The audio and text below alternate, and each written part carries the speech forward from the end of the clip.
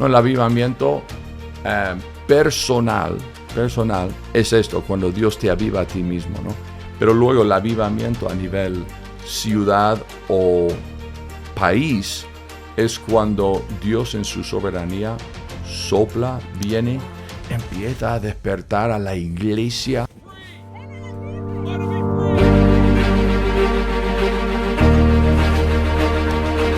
Y el mensaje que está ya grabado aquí, ya me lo sé, ¿no? Sale por la boca y la fe viene por la palabra, o sea, por el oír, y el oír por la palabra. Entonces, toda mi confianza, Mari, cuando estamos en la calle, en el evangelismo, es confío en el Espíritu Santo y en el poder del evangelio de la palabra.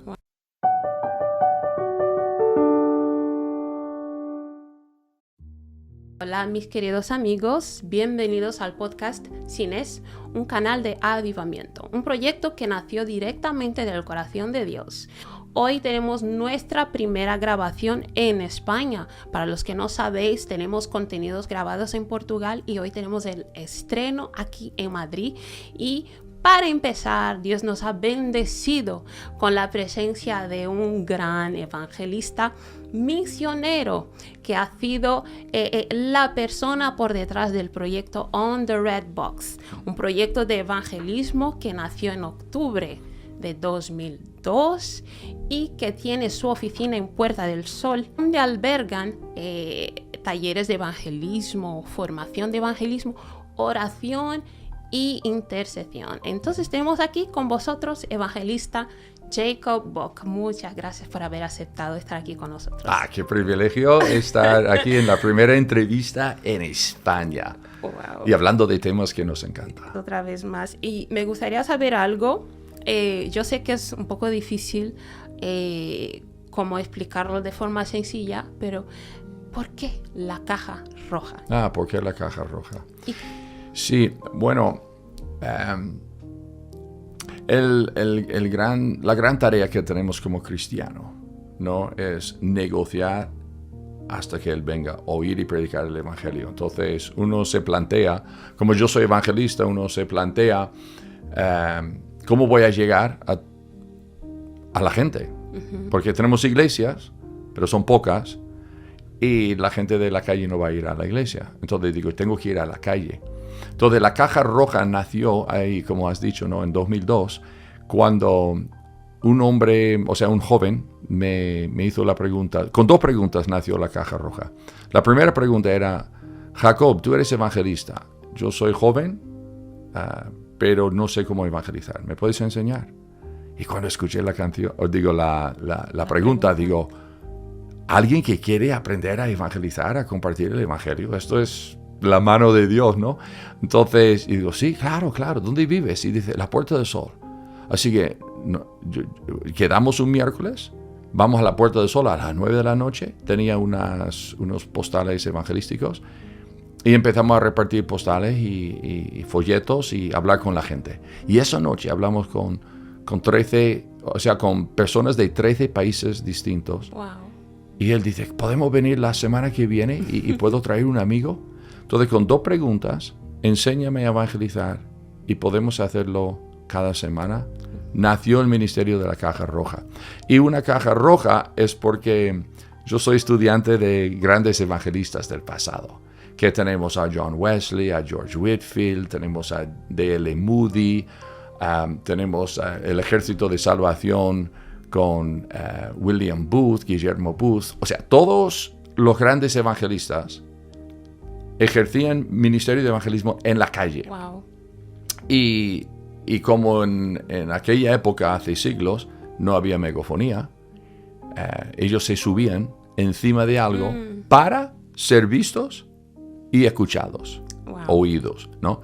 Entonces, yo digo, pero si aquí en España, en las plazas públicas, hace falta permisos para megafonía, ¿por qué no lo hacemos del estilo antiguo? Estilo antiguo. Así que nos hicimos una caja, la hicimos roja para ser vista, y nos dentro hay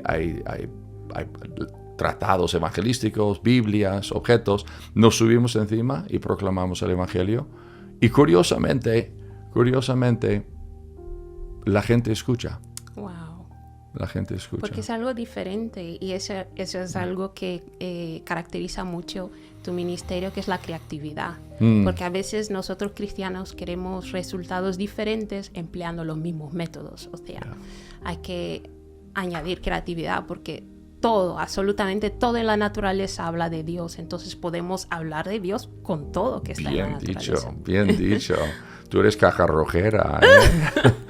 Sí, no, y yo creo que sí. Y no sé, Dios me ha dado como una facilidad de poder crear un mensaje evangelístico con cualquier objeto, ¿no? Yo digo a los que estáis ahí en casa que vais a ver en la página de Instagram las prédicas, wow. Sí, son muy buenas.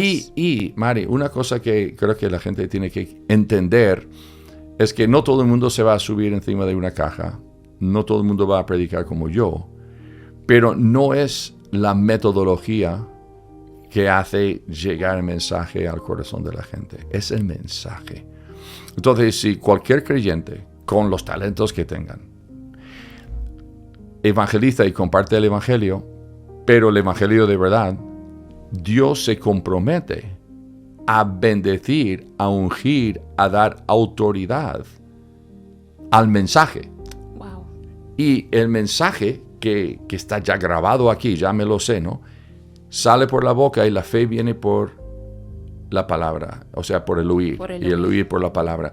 Entonces, toda mi confianza, Mari, cuando estamos en la calle, en el evangelismo, es confío en el Espíritu Santo y en el poder del evangelio de la palabra. Wow. Que sea de tú a tú, que predicando, que una entrevista.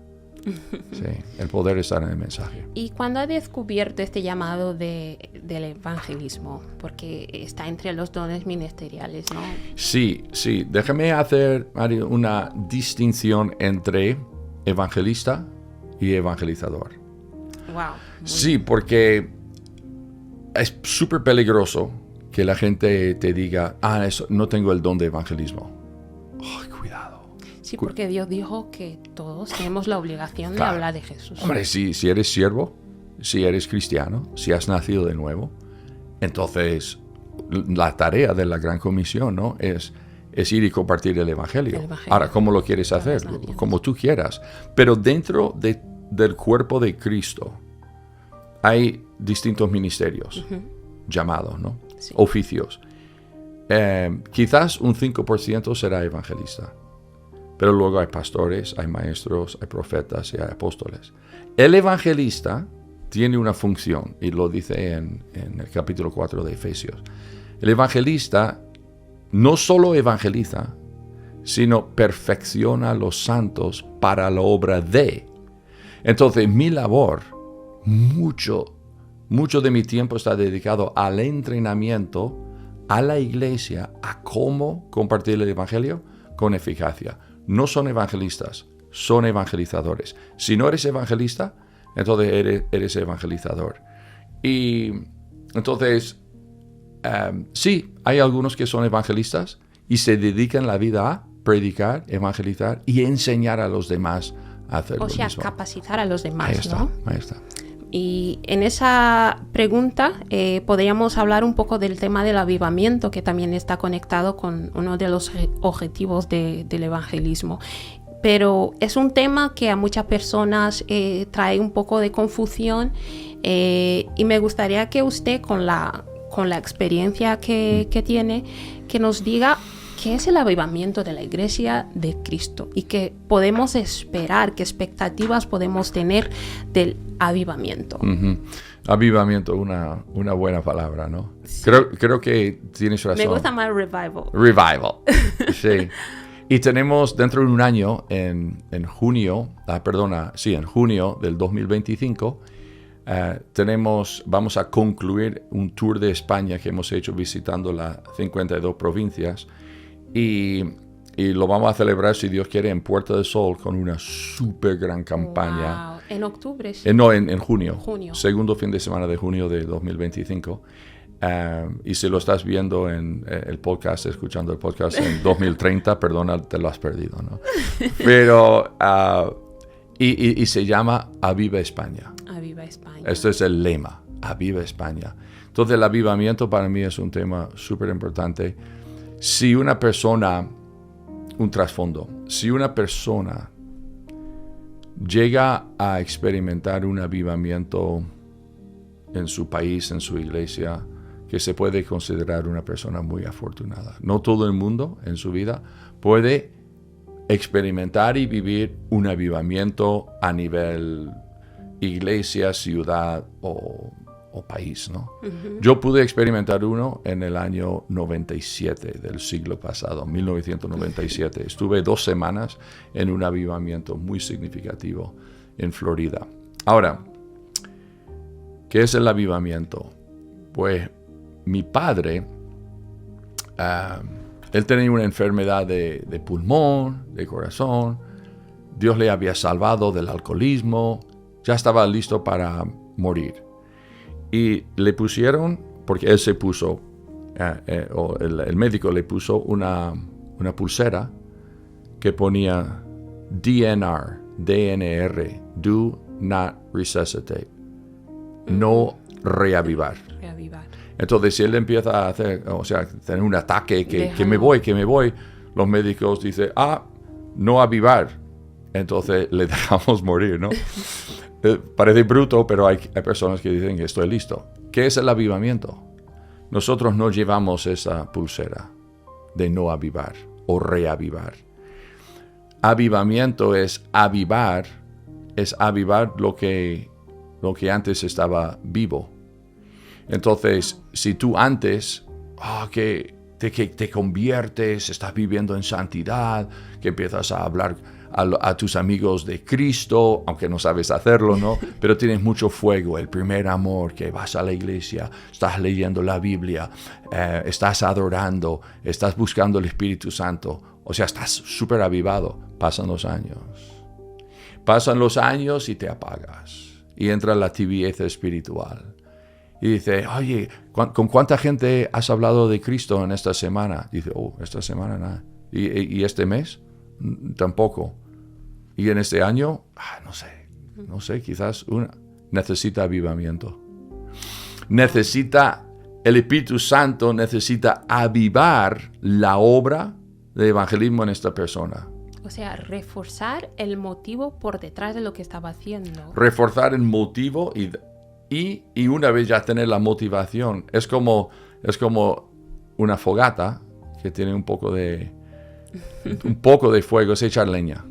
Y después aviva el fuego. Entonces, vida de oración necesita ser avivada. Ayuno.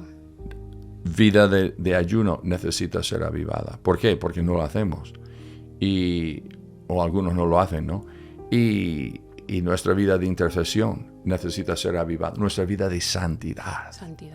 Tiene que ser avivada. Eso significa que Dios vuelve a dar vida a un área de tu vida que está apagada.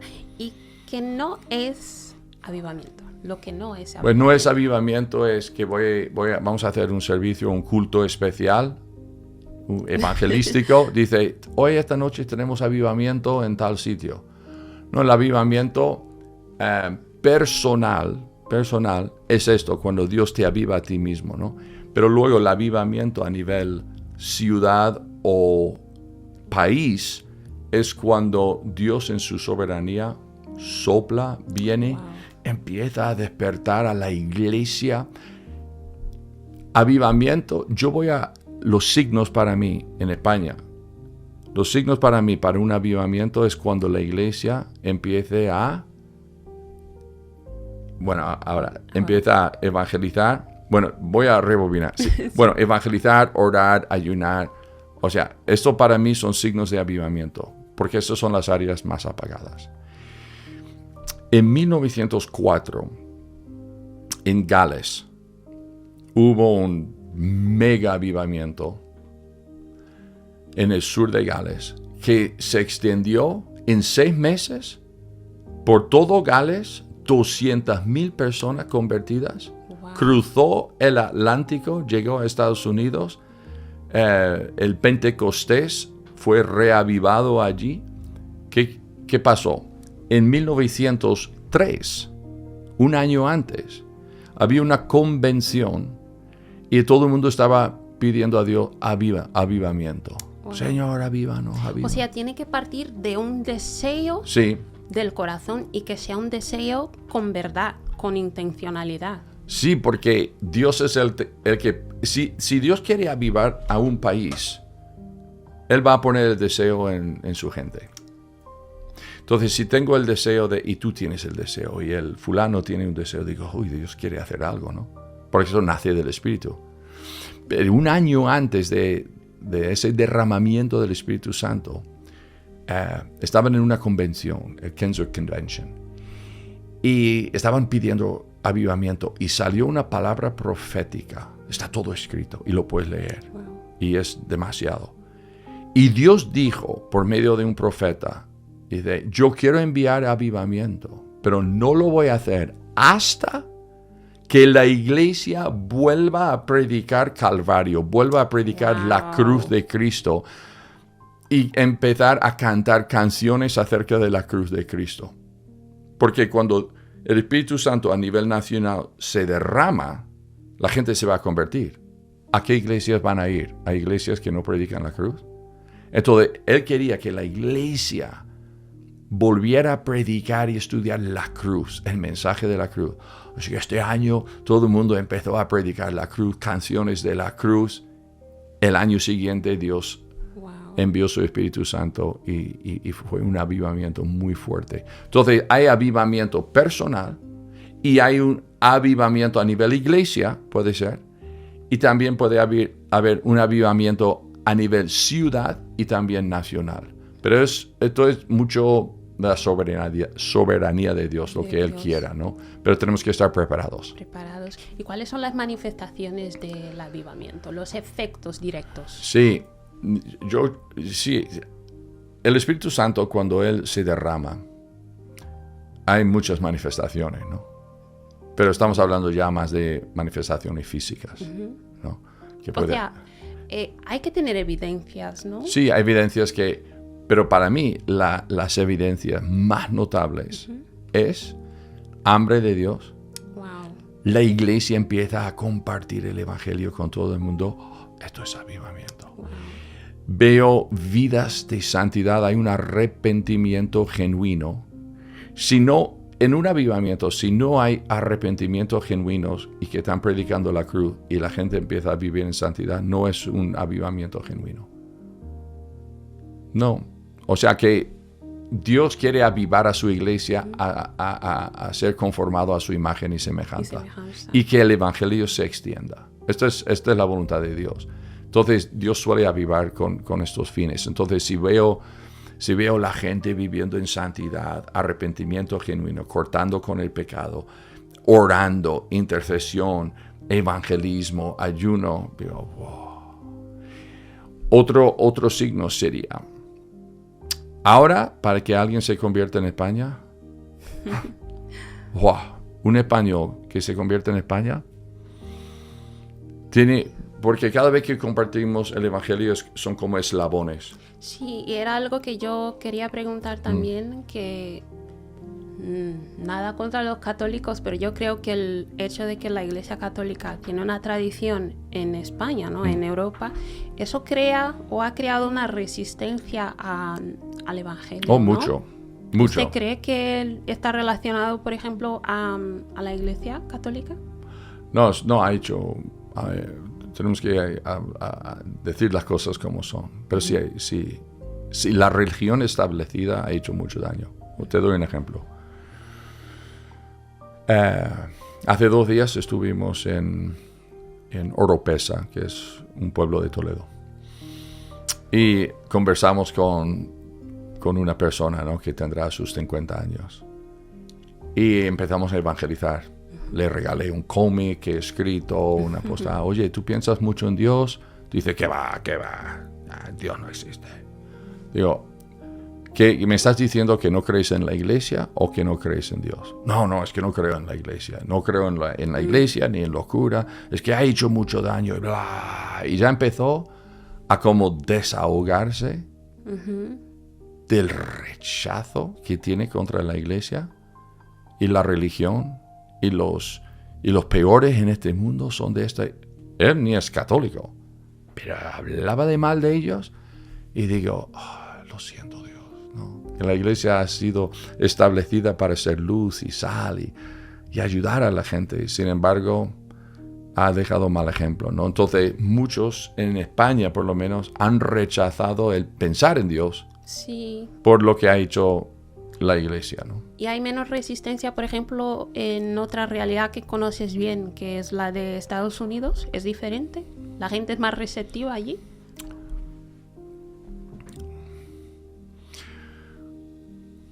Buena pregunta. No sé, hace 40 años que no vivo en Estados Unidos. Ay, La gente es más receptiva en América Latina, en Estados Unidos, sí. Europa es casi todo igual. Pero se ha sembrado mucho evangelio. También hay hipocresía y hay malos ejemplos allí, Sí. ¿no? Y la gente va a agarrarse a lo que sea para justificarse y dar una excusa de no buscar a Dios, pero no. Pero al final y al cabo, Mari, la cuestión es, Dios tiene que ablandar, el Espíritu Santo tiene que ablandar el corazón de la gente. Y eso lo hace Él, pero lo hace por medio de muy buena predicación, mucho evangelio. No mensajes de autoayuda. Mira, ¿cómo puedo mejorar? No, predicar el evangelio, ¿no? Entonces, si predicamos puramente el evangelio sin diluirlo, el Espíritu Santo puede hacer mucha obra, ablandando el corazón, preparando el terreno y habrá respuesta. O sea, es un trabajo de equipo, ¿no? Que nosotros Por tenemos supuesto. que estar preparados para evangelizar. Yo me acuerdo que cuando yo no era cristiana y venía alguien a evangelizarme por las calles, es que yo ya sabía lo que iba a escuchar. Es como, venían con un guión y yo me quedaba, bueno, yo sé que Jesús murió en la cruz por mí, pues cuénteme algo nuevo que yo no sepa, por favor.